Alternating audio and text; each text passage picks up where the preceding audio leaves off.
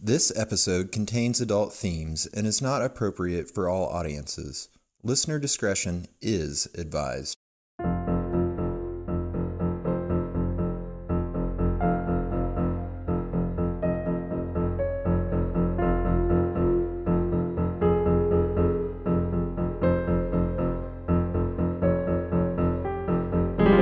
Hello, the world.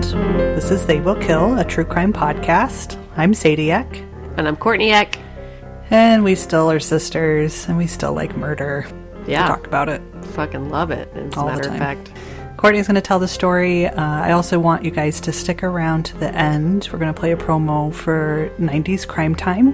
Hi, Simone. Hi, Simone. She is a lovely human being, has a really good podcast, and we want you to hear about it at the end of our podcast. Yes, we do. But do you want to get to it? I do, because I know that all of you out there, specifically you parents out there, were looking for a reason to never sleep again.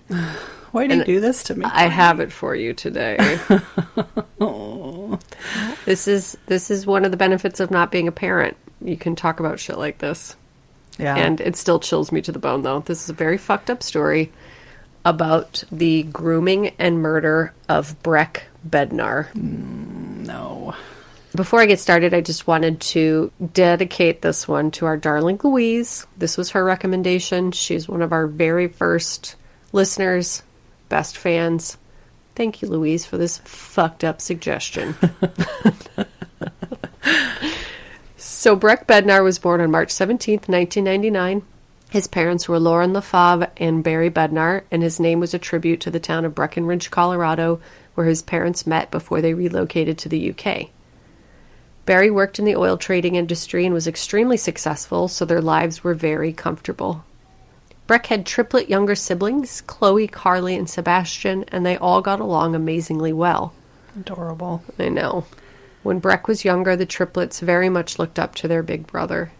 And they're like, one of my best favorite lines from a show, what was that show, I Love Dick, on Amazon? Somebody comments on the main character's husband's hair, and she's like, God, I know. He's got that privileged hair. These kids all had privileged hair. Just beautiful, British. I can picture it. Yeah, so cute. When Breck was younger, the triplets very much looked up to their big brother. Unfortunately, Lauren and Barry divorced when Breck was around 9, but both parents remained consistent in their children's lives. Barry moved out of the family home, but the kids stayed with him regularly, and he and Breck stayed very close. Despite the divorce, life went back to normal and happy as Lauren got a job as a teacher and began seeing someone, had friends and family over frequently, and went to church every Sunday. Breck was a great student, was very social, and joined the Army Training Corps when he was old enough, and was very dedicated to the Corps. As Breck grew into his teen years, he began spending a lot of time playing video games and chatting with friends using a conferencing program called TeamSpeak. Unfortunately, Lauren began to sense a dark change in her son Breck over several months leading up to him turning 14. He spent hours chatting and playing games with his friends and would emerge from his room in a strange and foul mood. He began refusing to attend church and was absent from the Army Training Corps, which was very unusual for him as he'd loved it before. And it turned out he was just really bad at what's the big one? What's the game that all the youths like? Halo. Just kidding. Mario Brothers. Yes, he was terrible at Super Mario Brothers 3, and it put a bit of foul mood, and that's the end of the story. Yeah, he's typical 13-year-old. Yeah, bummer. He'll get over it. There are more things to look forward to. Just kidding. Lauren noticed that Breck had begun almost obsessively talking about one of his gaming friends named Lewis, who was a part of the, quote, 6-person gaming club he was a part of. Lauren was sure he wasn't one of Breck's friends from school, so her suspicions were piqued. Her suspicions were confirmed when Breck started to rebel based on the things he and Lewis talked about, like not having to do chores if he didn't make a mess and not going to church if he didn't believe in God. How are you going to feel when your kid starts telling you he's not going to do shit based on shit-faced other kids' suggestions, right? Yeah. I mean, it's already starting. The other day, he had his first play date in 4 months. Oh, no. And I kept it short because there's a deadly virus hanging around us all. That detail. And he was on a trampoline in the middle of it, like a big trampoline. And I was like, all right, bud, it's time to go. And he just looked at me, like, dead in the eye. And he was like, you can't make me. And I was like, I would turn over the trampoline and... I pretty much did. Yeah. Yep. I pretty much did. I just took a deep breath and I was like, all right, here we go. Mm-hmm. About to watch me make you, you little bastard. No, I gave him one of those looks. I mean, he's 5, almost 6. He'll be 6 in a couple weeks. Yeah. I gave him one of those looks, like, you know, that your mom gives you. Yeah. And he just sort of started scooching his butt and Well, while screaming and crying, of course. This wasn't like a calm interaction. I won't leave it to that. He's got a Leo sun with Aries moon and Aries rising. Mm-hmm. Y'all can do the math. I did his chart online. I did not personally do his chart. I typed his birthday into a thing and got a chart online, and it said everything is a small emergency. Oh God, it's so true. It's so true. Yep, he's a lovely person, but he's an incredible human being. But man, it is a fire, baby. Mm-hmm. So that's at 6. I cannot imagine it's going to be like when he's 13, 14. Keep him off of team speak. You're fucked. So who was his friend Lewis? Lewis Daynes was a baby-faced, unemployed computer engineer who began spending his time playing games online with younger boys to fill his days. Lewis had left home when he was 16, had no friends outside of his online gaming community, and he controlled the gaming group he and Breck were members of. So, I mean, exactly the kind of person you want hanging out with your 14-year-old. 100%. Yeah. He manipulated his young gaming friends into looking up to him by telling them lies like he was a, quote, multimillionaire who worked for the U.S. Department of Defense. Jesus. How old was the guy? 19. So not pretty that young. No. Yeah, no, I was picturing him to be older. Okay. No, he was pretty young, and he looks 14. He has very much a baby face. He claimed to split his time between New York, Dubai, or Syria, but he actually lived alone in a small apartment in Grays, Essex. Lewis's control over the boys worked for a while, but when his sociopathic manipulation went too far, the cracks in his stories began to show, and the boys began to turn against each other. As the group's administrator, Lewis could, quote, expel members if he perceived they were getting out of line and use that power to further manipulate and banish his dissenters. So crazy. I know it. It's so easy to see how this could happen, though. Right. Well, and online stuff really matters, especially to teens. Oh, yeah. I mean, if we had access to kids... I mean, we kind of barely did. Like, the internet sort of showed up when I was 13, and my friend who had a little bit of money, had Prodigy, which was the first, what's it called? Not server. Chat room. Well, Prodigy was like Safari or Foxfire. Oh, yeah. What's that? Anyway, not even going to try. It's not a server. It's a web browser. Yes, right? Operating system? Nope, it's not an operating system. I think web browser. We'll go with that. Okay. Yeah, anyway, we don't need to go back to the 90s, like explain to you how the internet worked in the 90s. But we chatted. We did use chat rooms through Prodigy. And it was like, would you guys like records? You know, just fucking lame shit. People hadn't figured out how to groom yet. Right. Thank God. I would have been like, yep, coming over, thanks. Seriously? 100%. Yes, 100%. The other boys expressed their frustrations with being expelled or muted during the group chats, but their reactions seemed to only push Breck closer to Lewis. He became defensive and angry when they'd bring it up, and it was clear Lewis had great power over him.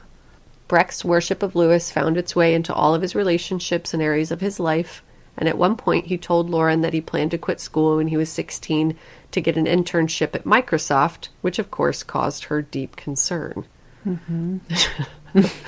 Once again, turn over that goddamn trampoline. Like, yes. Got to be kidding me, kid. She became justifiably convinced that Lewis was a pedophile that was lying to Breck to groom him for abuse. She tried to limit his computer use, specifically forbidding him from participating in Lewis's gaming groups, but had limited success in enforcing her rule, as she would find out later that Lewis had sent Breck a mobile phone for them to communicate through. No. Well, look at her, like, jumping on this shit, too. I know. Good for her. Yes. She followed her instinct. I mean, and, you know, you've got this kid who's just been a delight. He's been a good kid, a good student, member of the Army Corps, all this stuff. And then all of a sudden he's like, you know, a nightmare. Right. And you said he was born in 99, and this is when he was like 14, so. Correct. This isn't that long ago. No. Like 2013. This is 2013. Yeah. Wow. Yeah. On December 17th, 2013, her concern grew to the point that she decided to call the non-emergency police line for advice and to report Lewis. She'd overheard Lewis expressing anti-government and anti-religious beliefs to Breck, which led her to believe he could be a terrorist or a pedophile at the very least. Lauren outlined all of her concerns during the 12-minute phone conversation, and the operator claimed that the police would follow up with a check on Lewis, followed by an investigation if they thought it was warranted. Lauren hung up the phone relieved, but, in what would be a fatal mistake on the part of the police, no checks were ever made, and they closed the inquiry just 1 hour later. Jeez, like, I hate that so much. Oh, I know. What the fuck, Courtney? I know. How can we stop this? Because we know that online predators exist. That's a problem. I think and the a only mom thing does that. The only thing that you can do is never sleep again. That's my advice. Stay up all night worrying because there's very little you can do. That's the most fucked up thing about this story. I'm surprised that anybody would even be like, yeah, we'll check into it. I mean, I think in the United States they'd be like, cool. What do you want me to do? No, I can't. There's zero I can do about that. I'm just going to arrest you for calling me. Yeah, exactly. Ma'am, we'll be right over. You're going to go to jail for 15 years. No! On February... It's really kind of true. It is. Yeah. I'm real angry over here. Yes, that anger is very justifiable. Mm-hmm. On February 16th, 2014, Breck was scheduled to stay with his father and asked if he could go to a sleepover at a friend's house. No. Cute. Fun. No. It'll be the great. Answer is no. It'll be fine.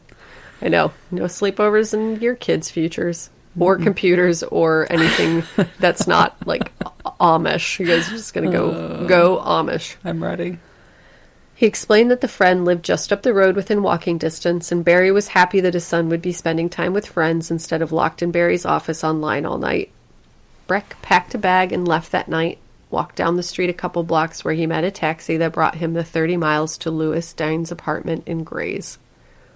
Lewis had arranged to pay for the taxi to bring Breck to his home where an awful fate awaited him. Lewis had contacted Breck and explained that they needed to meet in person because Lewis wanted to turn over his multi-million-dollar tech company to him and wanted to train him in what he'd need to know to run the company at 14 years old. Yep. But, I mean, it already, like, pumped Breck up to the point where he was like, I'm going to quit school at 16 and work at Microsoft, you know. This kid. You don't know anything at that age. You have no idea what any of that means or... Yes. You know, and it sounds like he raised in a family with honest people. Like, why would somebody lie about that? Right, exactly. And he was a smart kid. Mind. He was a good student. Yeah. He was good on the quote unquote on the computer. I mean, like, how many kids do you know who just love computer games? And you're like, what do you want to be when you grow up? And like, of course I'm going to be a like computer engineer, game designer, or whatever. And if this person who tells me they're a computer engineer says I'm capable of it, right? Yeah. At that point, Breck and Lewis were 2 years into their friendship, very close, and all of Breck's other friends had abandoned the group by then, so it was just the two of them communicating. Breck very much looked up to his older friend and was eager to please him and remain his closest confidant. On the morning of February 17th, Barry, Breck's father, began to worry as the day grew later and Breck didn't return home from his friends like they'd planned. He called and texted Breck with no response and then decided to call Lauren to see if she had any insight into their son's whereabouts, which she didn't. Shortly after, something truly horrifying began to occur. One by one, Breck's other friends from the gaming group all received text messages of a dead body covered in blood. Oh, God. They quickly figured out that it was Breck they were seeing in the photos. Yes. And the photos quickly began to pass between many of Breck's friends and acquaintances. Jesus Christ. You want to guess what happened next? I don't know. It didn't take long for someone to send one of Breck's siblings a text asking if, quote, what had happened to their brother was true. Oh, God. At 11:06 a.m., a call came into the Essex police that I will play for you now. No. Essex Police Emergency. Hi there. Okay. Hello. I need police and a forensics team to my address, please. What do you mean? What's happened? My friend and I got into an altercation, and I'm the only one who came out alive. Are you telling me you've killed somebody? Yes, I am. Right, and who am I speaking to? My name is Lewis Daynes. I'm 18 years old, and I live... Right, okay. And what's actually happened? My friend came to stay the night with me yesterday, feeling very down, feeling suicidal. And I woke up this morning, he was in a mess. I tried to calm him down. I hugged him, then said that I was there for him. He shrugged me off. Can you just bear with me a second? Don't tell me any more, okay? You're telling me he is definitely dead? Yes, I'm telling you he's definitely dead. Bear with me a second. Right, okay, Lewis, I need you to just take me back through that again. So what happened last night? Okay. He came to stay with me because he was feeling down. I tried What's my his best. name? Breck. B-R-E-C-K. Bednar. B-E-D-N-E-R. Sorry, B-R-E... E-C-K. Breck? Yes. And then his surname is? Bednar. B-E-D-N-E-R. Okay, so he came to stay with you. I can explain this to the officers when they I get will here. I need to take these initial details. I know. He came to stay with me the night. I did my best to comfort him. I woke up this morning. He was in a mess. I tried again. Right, just slow down again, Lewis. I need to take these details. So did you have an argument with him last night? No, we were fine. You were fighting? No, we were fine. We were fine last night. We both went to sleep. I said that we were fine. Okay, but why did he come to stay with you? Because he was fed up with his home life. Right, because he was fed up with his home life. He's had a lot of problems. I've known him for a long time. He came to stay with me. I was in Thailand last week on holiday. He was in Spain on holiday. Okay. We both got back. So, we met up. you both went to bed, and then what's happened this morning? I woke up. He was just standing up. He was in a mess. Hands on his face. I got up. I put my arms around him, and I said it was okay. He just shrugged me off and said no. I can't remember exactly what he said. He was going on about how he didn't want to go home. He was fed up with his life, and he didn't want to go. Right, and okay. I have a penknife on the side of, in my room, adjacent to my bed. I have a chest of drawers. After shaving the TV and stuff on there, I had a penknife on there, folded. He picked it up, opened it, and then lost control. Slow down. Let me just take those details here. Penknife on the bedside table. Brett grabbed this. Yes. What, in order to harm himself? No, in order to harm me. He opened it and then lost control. To harm informant and opened it. What states he lost control. In self-defense, put my left arm up to block him from stabbing me effectively. We struggled. I got him to the ground. He got up. I got the knife. Can you not interrupt me with this part? Okay, go on. Okay. This is being recorded anyway, isn't it? Yep. I grabbed the knife and I stabbed him once in the back of the neck, I believe somewhere near the brainstem. He turned around, tried to carry it on, and I think I stumbled on my chest of drawers. I fell over. I got back up, backed away, and then I don't remember exactly what happened, but the fight ended with me cutting his throat. I believe I turned around and I slashed his throat. Right. He fell face first on my bed. I tried to stop the bleeding. Yep. He fell onto the floor. Yep. I couldn't stop it.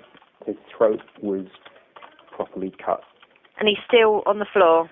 Yes. He fell onto the bed face first. I was trying to compress the wound at that time. And Lewis, are you still in the room where Breck is? No. Where are you? Look, don't interrupt me. Just let me explain this if this is being recorded. I didn't know what to do. I felt like...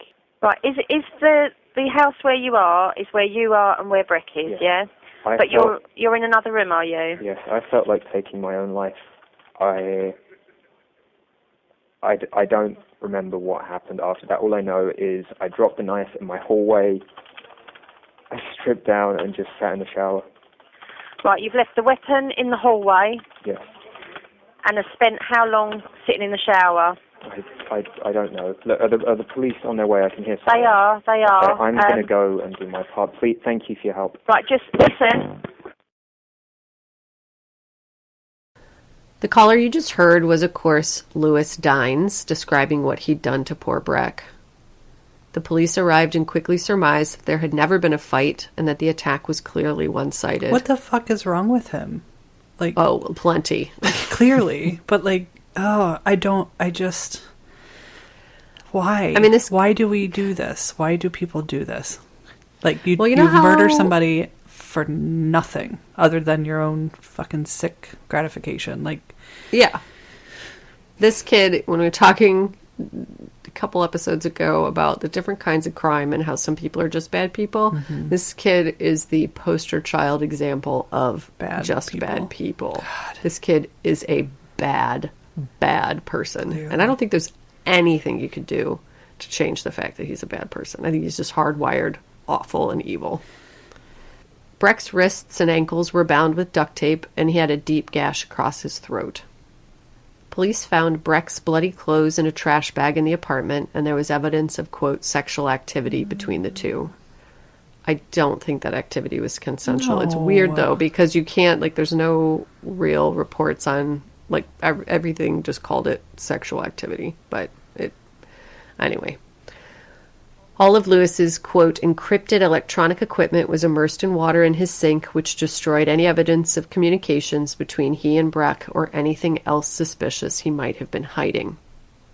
Lewis was immediately arrested and taken into custody. To top it all off, February 17th was Lauren's birthday. Fuck me. I know. Quote, I am heartbroken and lost without my Breck, and I will never be the same. No. He was murdered on my birthday this year, and so much of me has died as well, she would later say during an interview. In the beginning of the investigation, Lewis maintained that Breck's death was accidental, but police never bought his claims. Lewis changed his plea to guilty right before his trial that was scheduled to start on November 25th, 2014, and during the hearing, quote, prosecutors spoke of the sexual and sadistic nature of the murder, citing that Daynes had purchased duct tape, condoms, and syringes online a month before Breck's murder, showing he'd planned at least some of the attack. Lewis's defense said that Lewis held, quote, deep-rooted feelings of rejection and isolation in his life, and that he was taken into local authority care at a young age after his mother moved abroad. Wow. Quote, I know, he felt more at home in the game world than in the real world, the attorney said. During Lewis's sentencing, the justice said, quote, having lured the young victim to your flat, you murdered him. You had befriended Breck and a number of other adolescent friends through an online community. I'm sure that this murder was driven by sadistic or sexual motivation. Lewis was sentenced to a minimum of 25 years in prison, which I do believe is considered a life sentence in the UK. So Breck's parents sued the Surrey and Essex police departments for not following up on their inquiry after Lauren called to report her fears that Lewis was a predator. The Independent Police Complaints Commission carried out an investigation of both departments and determined, very unfortunately, that the person she spoke to was not adequately trained to take such a call and didn't know how to follow up properly. Well, then stop answering fucking phone. I know. Don't put somebody who's not trained to answer the phone. Somebody was like, dude, I gotta go pick up my Jimmy John's. Could you just cover the phone for 5 minutes? I'm like, yeah, sure. Lauren should have been, quote, directed to a specialist agency who are there to support parents who have concerns that their child is being groomed. Yeah. Mm-hmm. Yep. That seems like a perfect thing to do. Yeah. Yeah. Yes. They also failed to check the police national computer to confirm whether Lewis had any previous charges or complaints. If they had, Don't even tell me. they would have learned that Lewis was accused of raping a boy in 2011. Damn it, I'm so mad. I'm so mad. Yeah, it's just... Garrison was watching the phone while Beverly went to the fucking Jimmy John's. Beverly, and get your shit together. Garrison was like, wrote it down on the Post-it note and then put his feet up on the desk and the Post-it note stuck to the bottom of his shoe, and then he just walked away and then nobody checked. Beverly. That's my guess. Beverly. Jimmy John's Beverly. delivers. You don't even have to go anywhere. Well, they did close their radius to within 5 minutes. Wow. With like 6 months ago, so I guess this happened in 2013. Yeah, no excuse, Beverly. No. Maybe she needed a break. No. She was a smoker. Nope. It's all her fault. I agree. She sucks. Poor Beverly. So mad at Beverly. At the very least, they could have passed the information along to Lauren, who could have better protected her child. But as it stands, the error cost her her son's life. And just to be clear, there was no Garrison or Beverly. Was fully. Garrison didn't actually put the Post-it on his shoe. Like, no. There probably are no happened. Jimmy John's in the UK, would be my guess. I don't think so. Yeah, I think you're probably right. They went down to the fish and chips version of that. But yes, that person was just not well trained. Right. That's what it sounds like. Obviously. The departments had paid Barry and Lauren a settlement for Breck's death and put changes in place to avoid making such a grievous error in the future, including a child exploitation and grooming checklist for operators to use and specified training in the area of child grooming, which somehow just still doesn't make me feel that great. Well, no. It's a checklist that can be ignored. Exactly. And I didn't look. I guess I should... I don't know. I put a little bit more faith into foreign countries that their systems are better than ours, and I don't know if that's accurate. Louise, will you please tell us if that's at all accurate? But yeah, I didn't look into whether or not that checklist goes anywhere. Right. You know, if you just like check it off, put it in the file. I don't know. Yeah. A memorial fund was set up in Breck's name, and his parents released the following statement. Quote, as Breck had a great passion for the possibilities offered by innovations in computing, we will use this fund to support computer education for young people, including the responsible use of technology. As the family recovers from the initial shock and grief of our loss, we can begin to develop our plans to use this fund, both to help others and to honor the memory of the talented boy whom we all loved so dearly. His mother also started the Breck Foundation and is dedicated to educating parents and communities on keeping children safe from grooming and other predatory behavior. Quote, I want Breck's tragedy to open the eyes of everyone to recognize the dangers of online predators. It is a very real danger today. We need to look after each other. And it sounds like she is out there pounding the fucking pavement. Like, she's super into it. Yeah, it sounds like she's doing a lot of work on his behalf. And you probably think that's the end of the story. No, not with you. But turns out I got a little bit more evil to heap on top of the big fat fucking evil sundae that I just served you. In 2015, Lewis managed to somehow post 2 blog posts to directly terrorize Breck's parents, even while incarcerated. What? Yes. They're up. Still? Yes. So you can read them in their entirety, but I'll give you a little fucking slice of horror.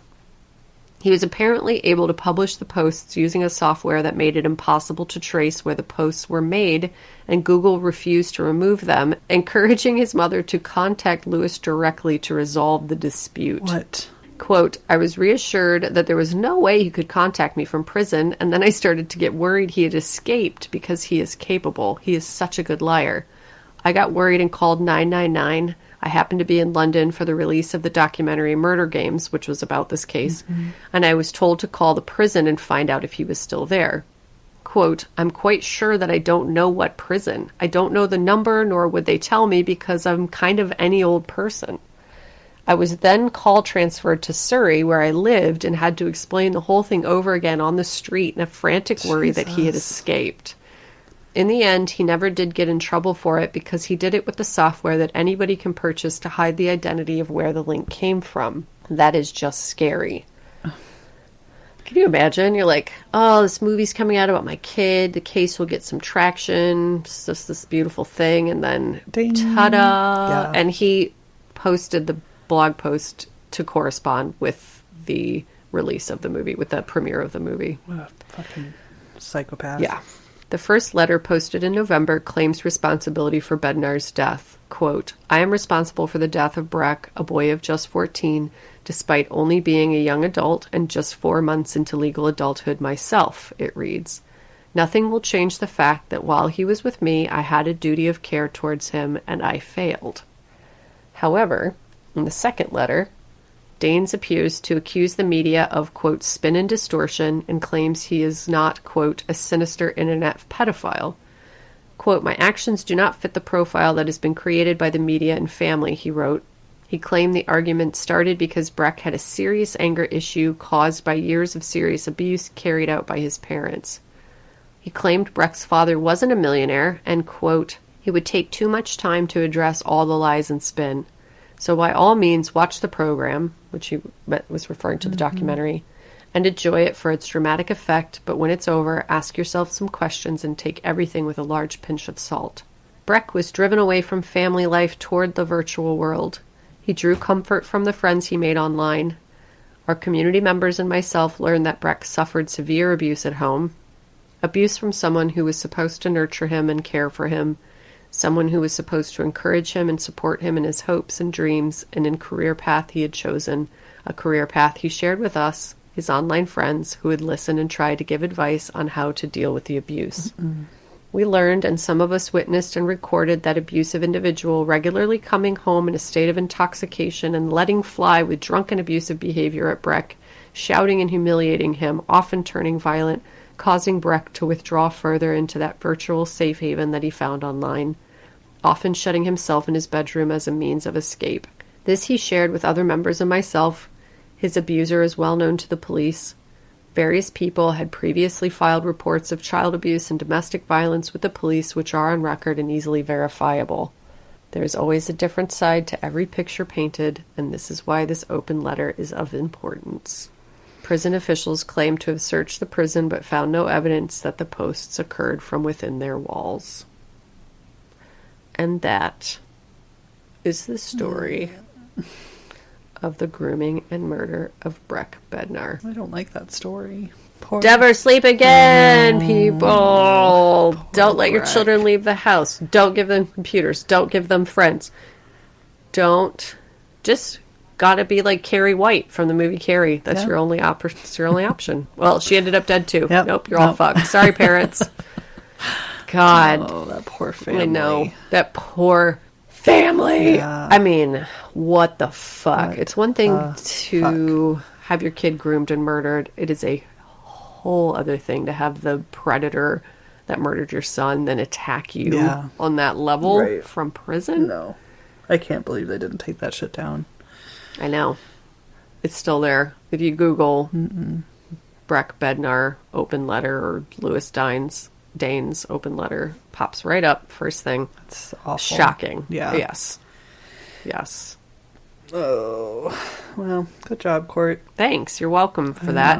I'm I know. I very always feel like I'm furrowy browed over here, and specifically attacking you, but maybe I'm the older sibling. Yeah. I always terrorized Sadie as a kid. I guess it's sort of spilled over a little The bit new into one. adult life. well, I find myself. I actually keep setting aside kid cases. Like, I find myself drawn to those. I think that they're really interesting and awful, obviously. Yep. But yeah, I wonder if it's like the place that you live in, like personally, the like where you are in your life. Are you more drawn to those cases because they are more terrifying than others, or it's like, more interesting? You want to like stare into the void to understand it. Yep. Totally. Yeah. I know.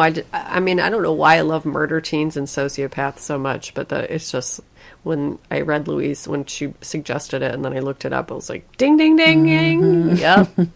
And I do. Online murder scares me so much. Online horror movies scare the shit out of me, which I didn't think they would in the beginning, but they're so scary. Well, it's the face you can't see. You don't know. Exactly. what's behind the screen. Well, and I think about that more as my kids get older, and my oldest has found YouTube for the first time in his life, and I'm putting his brother down for a nap and came out, and he was just watching some weird shit, and I was like, oh right, I need to, because of how YouTube works, you can just flip, you go, you click on the next thing, and I was like, this is where he suddenly is watching weird ass cartoons that pedophiles make to fuck with your kids or whatever. Which he didn't get into that, but I was like, oh god.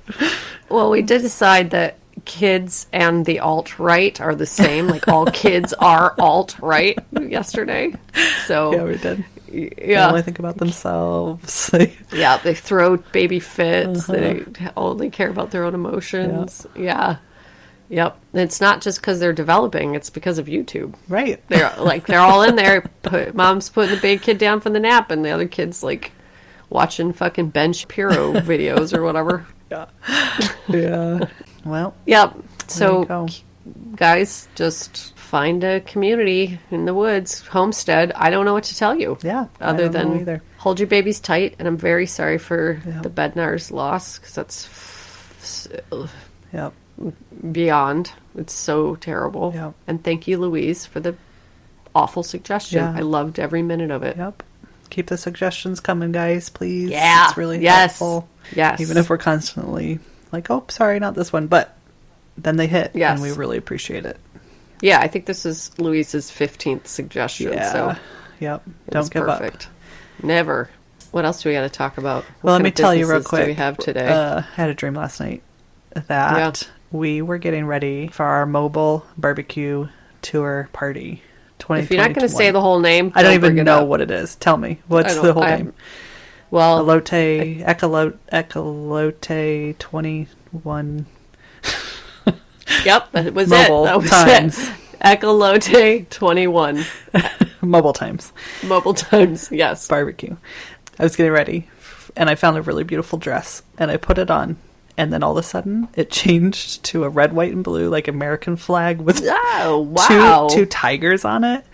Yep. But it looked so beautiful on me, other than the crazy, and it had pockets. And I was like, okay, I guess this is what I'm going to wear to our Who do we know who's listening that can make this dress for Sadie? It was really funny. Double Tiger USA. Yeah, and there was like a spread of, I'm not joking, like 2,000 pizzas all over the tables. That's what we were doing, was pizza party with my beautiful dress. That was really strange. So there you go, guys. I've got the framework. So much to look forward mapped to. Out. Yep. Yes. So much to look forward to. God damn it. Hurry up, virus. Let's wrap this shit up. I know. You guys are so sweet, and I really want to meet you in person. I want us to hang out and be friends. I do too. And so many of you sent us your worst texts that you'd ever sent to other people. That was really good. My God. Cry laughing. I was cracking myself up last night. I came up with something as a result of one of them. One of our darling listeners said that he accidentally sent a dick pic to a family group chat. You guys know how you know how we feel about dick pics, right? Everybody. I love them. Sadie, not so much. You love receiving I don't really them. I don't know why. So this is why I was laying there last night, and I wrote him back and said, hey, it sounds like the universe is telling you don't send unsolicited dick pics, which is the best advice. Right. Guys, don't do it. They don't want them. No. If they ask for them, great. Yeah. They just don't want them. No. If it's unsolicited, don't send it. They definitely don't want it to his crush's family group chat for Thanksgiving. Yes, that is swift karma for an unsolicited dick pic. Mm-hmm. But I came up with last night, you know how like Australia did the gun program where they would like take the guns buy them back from you? Mm-hmm. So I'm not going to pay for them, but if you need to send a dick pic and you know you shouldn't, just send it to me. No. Why are you it's like welcoming this? It's like a gun program with dick pics. No. Nope. They will kill podcast at gmail.com. No, I don't consent. It's for the people. Nope. It's for society. I mean, we could like have some sort of junk folder that we automatically. Well, that's what I'm Send it thinking. It's to, like a but- hotline, like a dick pic hotline, so it just kind of goes nowhere. But it's a place for you to send them when you're like, oh, I have to send it! And then you just send it there. Instead of to a woman Yeah, how who about we absolutely does not want your dick on her phone. right? Let's come up with a separate email Okay. address, like theywillkilldickpics@gmail.com, and then you can just email to that address, and we don't ever have to look at it. Yeah, but then if you want one out of there, you can ask for it, and I'll send it to you. Me? So that'll be part of the... If I want one, No, the general you, the greater you. So if somebody is just like... hey, I need to see where a does dick. where does a person get a dick pic around here? And then you could solicit us, and I will send it. So if you are sending your dick pic to the dick pic buyback program, the They Will Kill dick pic buyback program, you have to understand that at any moment I could send that dick pic to someone who solicits it. This is the terms of the agreement, you guys. Yes. Again, it's for society. This is important. This is a necessary program that I'm setting up for society, Okay. for the better good. Yeah. So it's in development. I'm going to have to get my 501c3 nonprofit status. You know, win We're gonna have to do Nobel Peace Prize. we're gonna have to do an online gala if the virus keeps us from gathering in a ballroom for the They Will Kill online dick pic buyback 2021. I'm glad you found your calling. I'm proud of you, Courtney. These are the things I think about when I'm trying to go to bed. Just like laughing, shaking the bed, waking up my wife.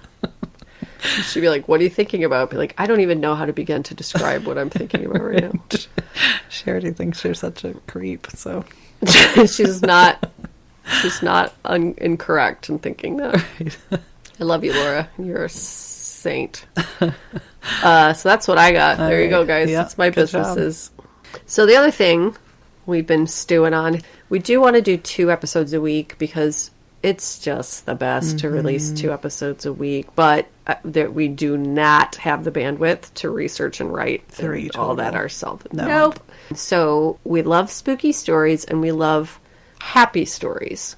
Those are our favorite things. So we're not quite, I mean, by all means, if you have spooky stories and hero stories is what we mean. So if something like really fucking weird or scary has happened to you, or something really, of something super awesome, it doesn't have to have happened to you, but those are my favorite things. I mean, I stay up all night reading Reddit, scaring the shit out of myself, or reading like the good news movement Instagram, or just like crying over beautiful things in the world. Right. So we're just going to split the listener stories in half between those 2 things. Yep. And it could be true spooky stories. It can be made up spooky stories. Yeah. But tell us. Just tell us. Definitely is this tell real? us. Is it not? And we don't care. I Right. think it's just for fairness sake. Yes. If you wrote it Yeah. and it's not real, let us know. Yeah, we're not here to spread fake news Right. of haunted cabinets or whatever. Yep. So we're going to name them, and we're going to poll you guys and see what we should name it. And we had our darling, brilliant Megan, who we've talked about, and put together some titles for this new series because she's a fucking genius and the funniest person that we all know. Yep. So let's fire some off. All right. This is my favorite. Can I start with the first one? Yes, It's my favorite. me too. The X Files, ECKS Files. I mean, I don't even know if we need to go any I further, but know. the other ones are so brilliant. I feel like we should share them with the world. Well, that was the first one she sent us, and we were like, okay, done. And she's like, no, let me try some more. And we're like, yeah, here's 5 okay. zillion other hilarious things. Yep. The next one is They Will Chill, and then in parentheses, you to the bone, because they're so spooky. No? Okay. My other personal favorite is court cases, but that only works if I'm the only one who reads them. I mean, it's fine with me. I don't want to talk to you any extra. I don't want to be the only one. Oh, I really like this one too. Haunted Howdies. So cute. So cute. How about They Will Kill Crime Share, brought to you by the 2021 Mobile Barbecue Tour. Done.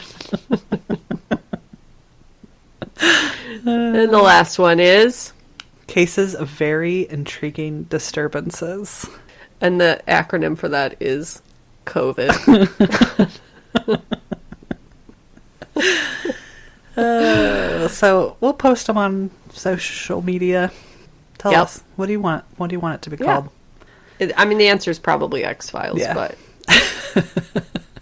Or if you have it, I mean, you guys have really, you're still throwing at us names for yourselves.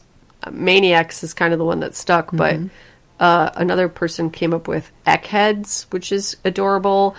The Willful, which is super fucking so scary to scary. both of us for some reason. Do not like that one, but love it at the same time.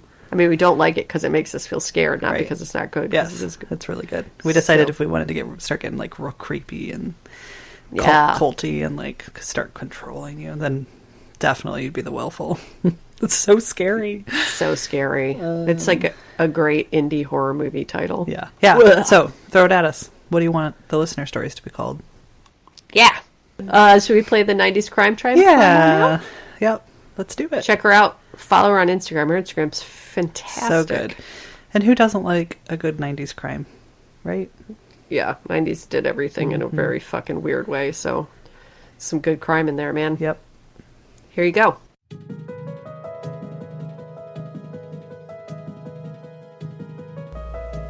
Do you love true crime? Do you love the 90s? Well, if you do, you'll love 90s Crime Time, the podcast.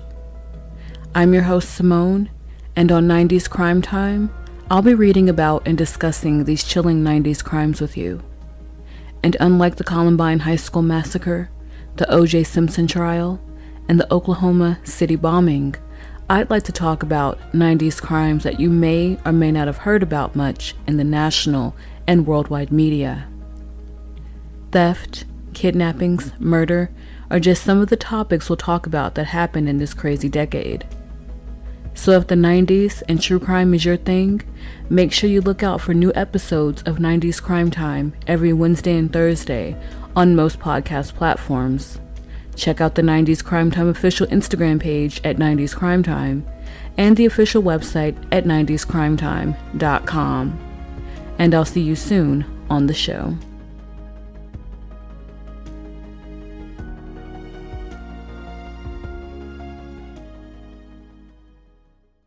All right. Well, we got a couple shout outs real quick. Oh, yeah. Yeah. Shout them out. New Patreon No, you guys supporters. have been so incredible.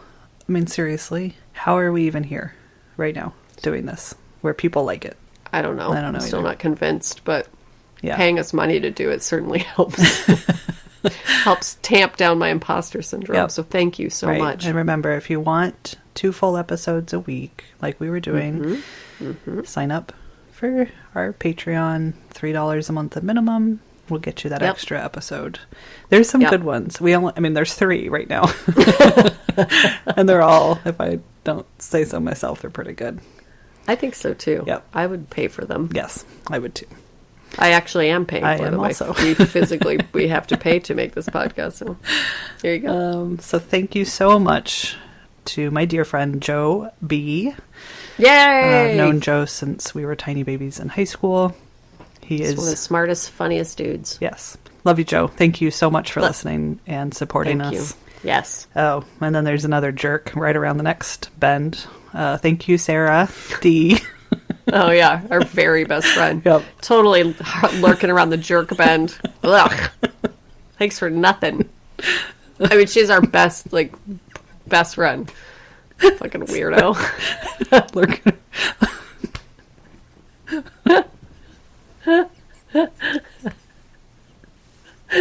Sadie's dead. Podcast canceled.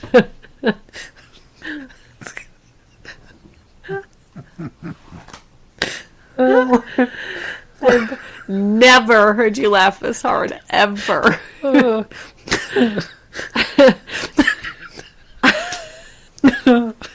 Shit. I don't know why it took lurking around the jerk bend. When you said it, I'm picturing like a Tell me everything. Like a river, and you're on it like floaty, and go around. And there's a bunch of jerks. Like, what are they doing? They're lurking, but like hunched or like maybe in the waggling their reeds. fists. They're like peeking at you in the reeds. Oh, sorry, guys. And your raft instructors like, everyone look out, coming up around the jerk bend. Everybody lean to the left when we go around the jerk bend. Sarah Dillon will be there, looking at you. Yeah. Oh boy, it's been a weekend, I guess. All right. Thank you to Carrie M. Yay, Carrie! Sound like an awesome person. Yeah, you may be there in the river too. I don't know. I doubt it. Thank you so much for supporting us. Yes. Thank you to Kelly L. Yay, Kelly! You're the best. We love you so much. And last but not least, thank you so much to Keishia. I did look it up. I don't know if that's how you pronounce it, so tell us. How do you pronounce your name? Please let us know. Did I get it right? We'll gladly issue a correction. Did I get it wrong? Yes. But thank you so much. Yes, it's a beautiful name. Beautiful. Regardless of how you pronounce it. We love it. Yep. We love all of you. Yes, we do. And if you love us, you can pay us money, follow us on Patreon. You can not pay us money and follow us on Instagram, Twitter, and Facebook at They Will Kill. You can gmail us at theywillkillpodcast@gmail.com. And you can go to our website at theywillkill.com. You can rate, review, subscribe. Yeah. We Please love give those. us We've been getting reviews. some really sweet reviews. Yes. I love reviews. I do too. I love reviews. Or hate, but mostly love. I don't care about the haters. Yeah. That's the thing that whatever year this is, 2020 has taught me. Who cares? I don't know. They're worse. They're bigger fish to fry. Mm-hmm. People have actual problems. Right. You can give me a bad review. I don't care. Right. Excellent point. You know what I mean? Yeah. It really bothered me in the beginning, and now I'm like, amateur hour. Well, if we're going to tell secrets, we really, knock on wood, we don't get a lot of bad reviews, so that's really nice. No, it's true. It is. Because people take 2 lessons and like, nope, and then move on. Which is, we've said this before, but it's so weird that people review podcasts. But at the same time, I love getting reviews. Yes. So Yeah. it doesn't make sense, but do it anyway because I love it. Yes. It's just for us. Yes. Yep. Thank you so much, AJ Bergantz, for your music. Yeah. We still love it so much. We do. And remember, don't go lurking around the jerk bend unless you want to get your pail filled with problems. That's what Mama always used to say. What Mama always used to say. Yeah. Yeah. It's sound advice, guys. There you go. Just don't do it. No. And then she'd follow up and say, but if you fill your apron with wishes, then your pail won't be too heavy. What did Mama Price used to say? She would say, do yourself a favor, go to church over and over again for hours. And she would also say, don't take the Lord's name in vain. Just say something instead, like corn or beans. Like, oh, corn. Oh, beans. There you go. Which, take it from Mama Price. Yeah, if you're looking to expand your vocabulary. Corn. She also would kind of, like, we'd hang out at her house. It was definitely haunted. And I swear to God, the only reason we'd go over there is because she'd make us just, like, unlimited amounts of instant mashed potatoes. Yeah, and this was just, like, a neighbor growing up, by the way. Like, no relation to us. No, just some very evangelically, like, kind of Carrie White's mom is how I remember her. So nice, but a little bit intense. But it didn't matter. Unlimited instant mashed potatoes was all I needed to go hang out at her haunted house and get kind of scary religious advice from her. Remember when we thought it was people that were rich that had the instant mashed potatoes and the macaroni and cheese? Because we didn't get to Kraft have it. singles. Well, I asked Mom once about Kraft singles, and she told me that they were only for rich people. And so for years, going over, we grew up in a very poor place where everybody ate Kraft singles. And so I had a really, like, skewed sense of wealth until I was like 37. Right.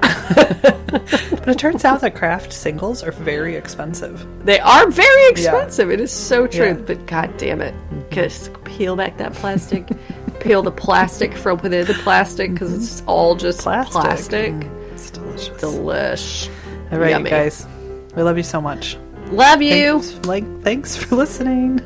Thanks for listening. Goodbye.